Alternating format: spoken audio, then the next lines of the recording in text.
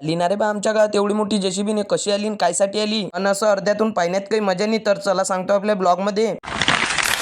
तर काय म्हणता रे पोट्टे हो, सगळ्यात पहिले तर मनापासून जय गजानन माऊली. घराच्या बाहेर येऊन पाहतो तर काय इकडे पोट्टे फिरून राहिले ते भाऊ एकदम स्पीडनं भाऊ रे. आणि त्या स्पीडनं येऊन पोहोचलो मी लखनच्या घरी. काऊन की लखननं आणले होते नवीन कबूतर आणि तेच पाहासाठी आलो मी त्याच्या घरी. नंतर कबूतर गिबूतर पाहून निघालो आम्ही लोणीले जाण्यासाठी. काऊन की आम्हाला होतं थोडंसं काम. मग रस्त्यानं भेटली भाऊ आम्हाला फुकट फाकटची गाडीवर बसून निघालो आम्ही रस्त्यानं. नंतर आम्ही हव्यासारखे उडत येऊन पोहोचलो भाऊ लोणीले. आणि इथं आल्यावर दिसले भाऊ आम्हाला आमच्या गावातले पोट्टे ते चालले होते कुटार आणाले. नंतर तेले टाटा बाय बाय करून आलो आम्ही राधे राधे जनरल स्टोअर मध्ये. आणि तिथं जाऊन घेऊन घेतलं भाऊ आम्ही नवीन पेपर पॅट. काऊन की जुनं वाला झालं खराब. मग तिथून येऊन पोहोचलो भाऊ आम्ही चप्पलच्या दुकानात. काऊन की तुमच्या भावाला घेणं होती नवीन चप्पल. आणि तिच्या चपला काही आम्हाला एवढ्या खास नाही वाटल्या म्हणून आम्ही निघालो घरी जाण्यासाठी, ते पण पैदल. नंतर कसे तरी रस्त्यानं पळत लोयन घेत येऊन पोहोचलो भाऊ आम्ही गावात. आणि आज तर सूर्य दादा एवढे गरम आहे काय माहित काय झालं तर ते मारलं वाटते वहिनीनं. म्हणून गर्मीमध्ये खाऊन घेतल्या भाऊ थंड्या फेफशे. नंतर फेफशा खात येऊन पोहोचलो मी गोटणावर. मला दिसली एवढी मोठी जेसीबी.